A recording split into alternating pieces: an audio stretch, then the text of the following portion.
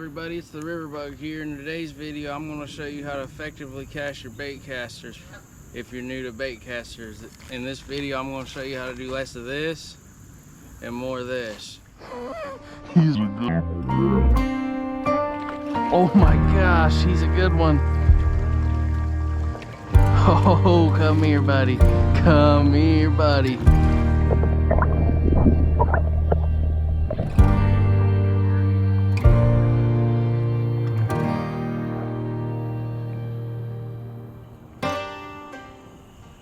Alright, first thing we're going to go over here with my setup is the particular reel and rod that I'm using right here, just so everyone knows.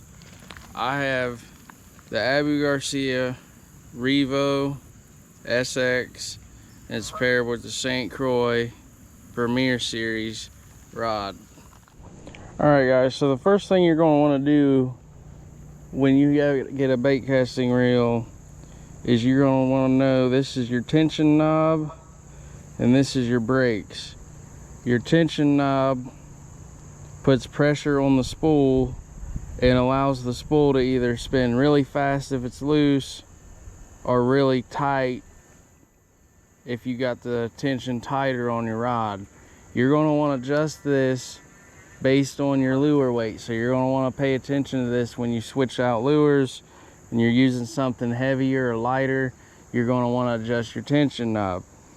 The second thing you got is you got your brakes on the other side of your reel.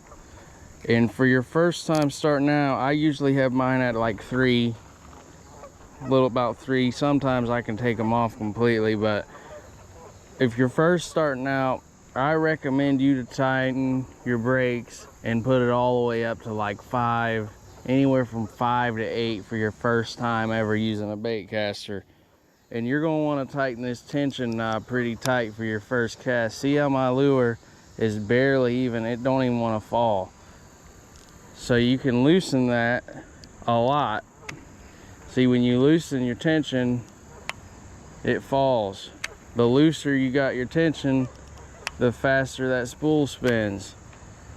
The faster it spins, the more you have to thumb your reel and the more you have to stop your reel when it hits the water, otherwise you're going to backlash. The more you get better at casting your bait caster, the looser you'll have your tension over time. You can tighten it to as tight as you want it to start with, and then once you get more comfortable, get looser and looser with your tension. Alright, so we're going to make a cast here. The first thing I recommend when you're casting this is to go with a sidearm cast. You don't want to do an overhand cast for your first time, because more than likely you are going to backlash almost every time when you're first starting out. So you want to do a sweep with the side like this. And you see my thumb, how I had it on that spool the whole time. You always want to have your thumb on your reel. And we're going to make that same cast again, but this time we're going to do the first person view of it. So I got my thumb on my spool, and I never really let go of my spool all the way. Just in the beginning of your cast, and then you'll immediately just put a little bit of pressure on your spool. You see that? I'll do it again in first person so you guys can see it. You always want to have a little bit of thumb pressure on your spool.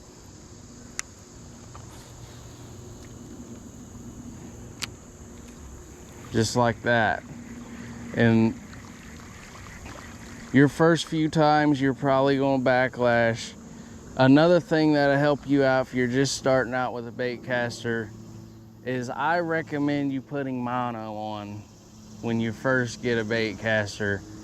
I got mono on for this particular video just to show you guys exactly how, this is how I started with mono. Braid will come out faster than mono will, so you can mess it up entirely. You'll backlash very bad if you're not careful for your first time with braid. So you want to use mono for your first time. That's really the best advice. And just keep thumbing it, guys. just for a quick second, we're going to talk about why you would want to use a bait caster in the first place. There's going to be a lot of people that you'll hear it all the time. Well, my spinning reel, I never had to worry about that, or blah blah blah. You know, we've all heard the same thing. Spinning reel, don't do that. It's less complicating, and it is less complicating. But your number one reason here for your bait casters is accuracy. When you get better, the more you use a bait caster, you can perfect putting your lure in the exact spot you want it to be in. You can cast, you know, perfectly in between them rocks back there. You got total control of when to stop your lure, and you just have so much more control than you do a spinning reel. Now, another thing to think about when you're getting a bait caster is the speed. Most times these are a lot faster gear ratios, so bait casters are going to outperform spinning gear with speed. So you got your top waters, crankbaits, jerk baits, all them type of lures will outperform on a bait caster versus a spinning, because you will have more speed, more accuracy, and more control overall. That's the main thing, more control than a spinning reel. I know I was talking earlier about the main reason you'd want to use a bait caster would be for accuracy and more control, and I just want to show y'all. Just stop it right at the bank in the water, right before it hit the bank. You got total control over where that lure's going with this, and that is a key factor when it comes to fishing, especially bass fishing, y'all. If you're bass fishing, you need to learn these are a game changer for bass fishing.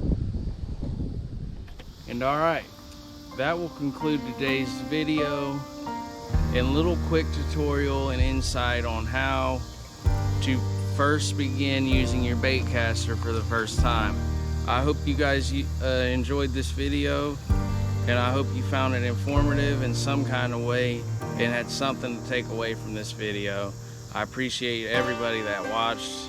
Thank you for any and all support, and I will see you guys on the next one.